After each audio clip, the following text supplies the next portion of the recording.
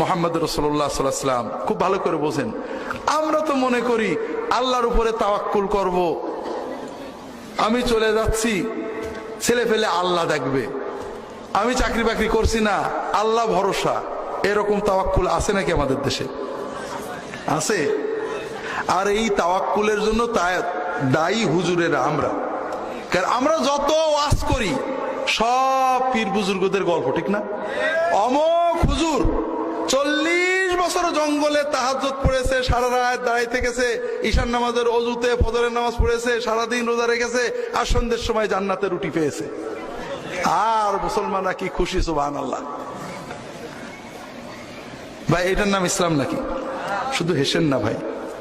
ইসলামের যে ক্ষতিটা হয়েছে, ইসলামের যে অবক্ষয় অধপতন, তার প্রথম টার্নিং পয়েন্ট ছিল যে কোরআন এবং সুন্নাহ বাদ দিয়ে মুহাম্মদ রাসূলুল্লাহ সাল্লাল্লাহু আলাইহি ওয়াসাল্লাম যেটা দিয়ে মুসলমান বানালেন, ইয়াতলু আলাইহিম আয়াতিনা ওয়া ইউআল্লিমুহুমুল কিতাব ওয়াল হিকমা, কোরআনের আয়াত পড়ে দাওয়াত দেওয়া।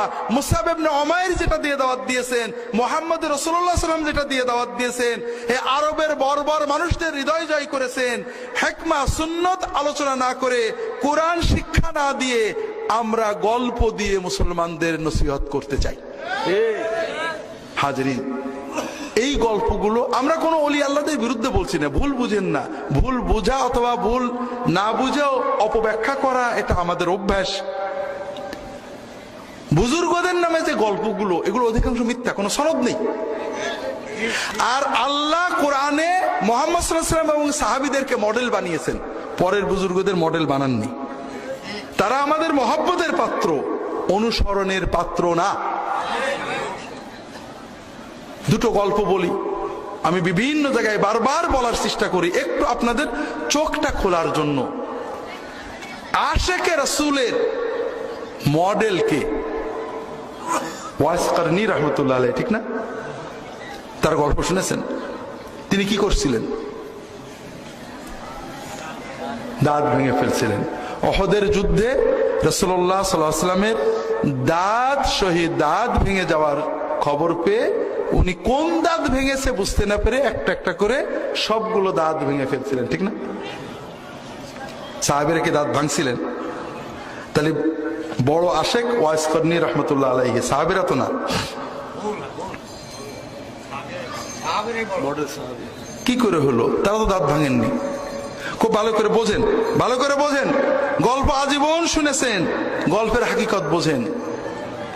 আমার পীর ও মুর্শিদ ফিলিস্তিনে যুদ্ধ করতে গেছে দাজ্জাল বাহিনীর বিরুদ্ধে।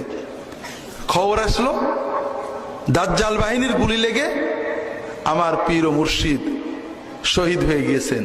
আমি তার আশেকে পাগল হয়ে নিজের পিস্তল নিজের বুকে দিয়ে গুলি নিয়ে আমিও শহীদ হয়ে গেলাম।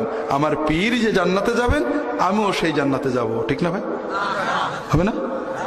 আমার কাছে খবর আসলো ইহুদিদের গুলি লেগে হুজুরের দাঁত ভেঙে গেছে, আমিও সঙ্গে সঙ্গে একটা হাতুড়ির বাড়ি দিয়ে নিজের দাঁত ভেঙে ফেললাম। ইহুদির গুলিতে, শত্রুর গুলিতে দাঁত ভেঙে আমার হুজুর যে পরিমাণ সওয়াব পেয়েছেন, নিজের হাতুড়ির বাড়িতে নিজের দাঁত ভেঙে আমিও সেই পরিমাণ সওয়াব পাবো, ঠিক না? কি পাবো? কিছুই না, নগদ গুনাহ পাবো। কি পাবো? নগদ গুনাহ। হারাম। যে কোনো মানুষের আশেকে, নবীর আশেকে, অলির আশেকে, যে কোনো দাবিতে যদি কেউ নিজের দাঁত নিজে ভাঙে, নিজের হাত নিজে কাটে, তাহলে সওয়াব হবে না গুনাহ হবে? যদি বেহাল হয়ে অচেতন হয়ে কিছু করে, সওয়াবও হবে না, গুনাহও হবে না। ওয়াইস করেনি, কখনোই এই অন্যায় কাজ করেননি। এটা বানোয়াট গল্প। আর এই বানোয়াট গল্প দিয়ে আমরা ইসলামের নামে কি শেখাচ্ছি? ইসলাম কি দাঁত ভাঙার মডেল নাকি? সাহাবীরা কি নবীজির দাঁত ভাঙার শুনে প্রত্যেকে বসে দাঁত ভাঙছে নাকি? না, এর নাম ইসলাম নয়। সাহাবীরা কি করেছেন? মদিনায় একজন অসুস্থ সাহাবী শুয়ে আছেন, খবর এসেছে মুহাম্মদ সাল্লাল্লাহু আলাইহি ওয়াসাল্লাম শহীদ হয়ে গিয়েছেন, নিজের তরবারিটা বের করে নিয়েছেন, নিয়ে নিজের বুকে মেরে নিয়েছেন নাকি? না, তরবারি নিয়ে ছুটেছেন। যে কাফেররা আমার নবীকে শহীদ করেছে, ওই কাফেরদের বিরুদ্ধে শেষ রক্তবিন্দু পর্যন্ত লড়তে লড়তে মরবো, তিনি লড়াই করতে করতে শহীদ হয়ে গিয়েছেন। এর নাম হলো আশেকে রাসূল। রাসূলুল্লাহ সাল্লাল্লাহু আলাইহি ওয়াসাল্লাম দাঁত ভেঙেছে, সাহাবীরা দেখেছেন, প্রত্যেকে হাতুড়ি নিজের দাঁত ভাঙছেন নাকি? না।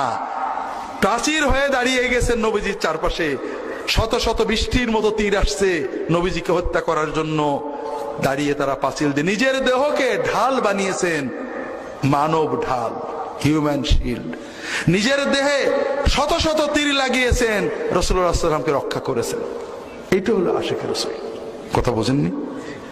যে গল্প আমরা শোনাই এটা কি অনুকরণীয় না? ঘরে বসে নিতে দাঁত ভাঙা যায় নাকি? এটা কি ইসলামের কোন নির্দেশিত রিকমেন্ডেড কাজ না।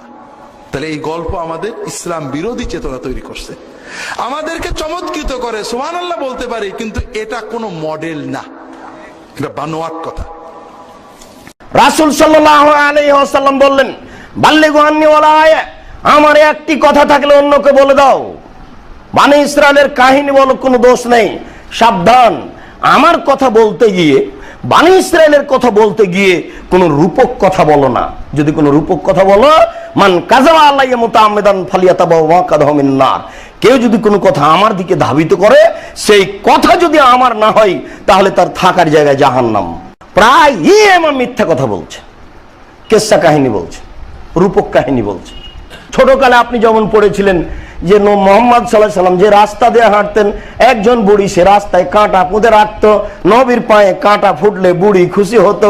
একদিন নবী দেখলেন রাস্তায় কাঁটা নেই, নবী ভাবলেন বুড়ির কিছু হয়েছে, তাই তিনি তার বাসায় গেলেন, দেখলেন সত্যিকারই সে অসুস্থ, তিনি পরিচর্যা করলেন, বুড়ি ভালো হয়ে গেল। একবারে ডাহা মিথ্যা কথা, কোনো প্রমাণ নেই। 30 পারা কোরআন আছে, এরপরে হুজুরের হয় না, হুজুরকে কাহিনী কেসা বলা লাগে। 23 বছরের হাদিস আছে রাসূলের, বুখারীতে আছে 7275টি হাদিস আছে, মুসলিমে আছে 8500। এরপরে হুজুরের হয় না, হুজুরকে মিথ্যা কথা বলা লাগে। মুসাল্লিও যেমন, হুজুরও তেমন, তাহলে কি করে হবে? আল্লাহর ওলি হওয়ার মডেল ইব্রাহিম ইবনে আদহাম, জানেন না? তিনি আল্লাহর ওলি হওয়ার জন্য সাধনা করতেন। তিনি রাজা ছিলেন, রাজপ্রাসাদে বসেই আল্লাহর জিকির, ওজিফা, রিয়াদত, মুরাকাবা করতেন। একদিন প্রাসাদে শুয়ে আছেন, ছাদের উপরে খটখট করে, এই ছাদে কে? ছাদের থেকে নাকি আওয়াজ আসলো, আমি খিজির। তো হুজুর আপনি কি করেন? আমি উট খুঁজি। সে কি কথা, ছাদের উপরে কি উট পাওয়া যায়? আপনি কি পাগল হলেন? তা তুমি কি পাগল নাকি? রাজবাড়িতে শুয়ে কি আল্লাহ পাওয়া যায় নাকি? উনি তো চিন্তা করলেন তাই, রাজবাড়িতে শুয়ে আল্লাহ পাওয়া যাবে না। উনি রাজত্ব ছেড়ে জঙ্গলে যে আল্লাহর ওলি হয়ে গেলেন। আমরা বিরাট সুবহানাল্লাহ বলে ফেলি, বা এটার নাম ইসলাম নাকি?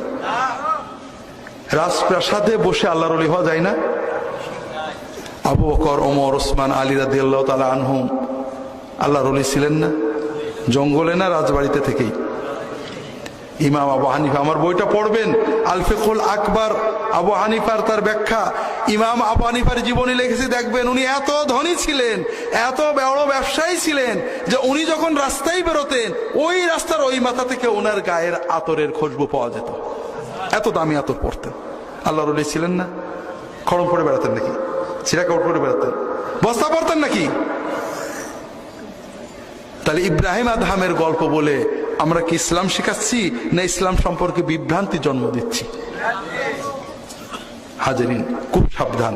উলামায়ে কেরামের বলবো, আমরা ওলি আল্লাহদের মহব্বত করব, ভক্তি করব, কিন্তু তাদের গল্পগুলোর কোনো ঠিক ঠিকানা নেই। আমাদের জন্য আল্লাহ তাআলা কোরআন, নবীজি সাল্লাল্লাহু আলাইহি ওয়াসাল্লামের সুন্নাত, সাহাবীদেরকে মডেল বানিয়েছেন, এইগুলো বলেন। আর তা না হলে ওই যে আজগবি চিন্তাগুলো সমাজে আছে, এগুলোই থেকে যাবে। কথা বুঝতে পারছেন না?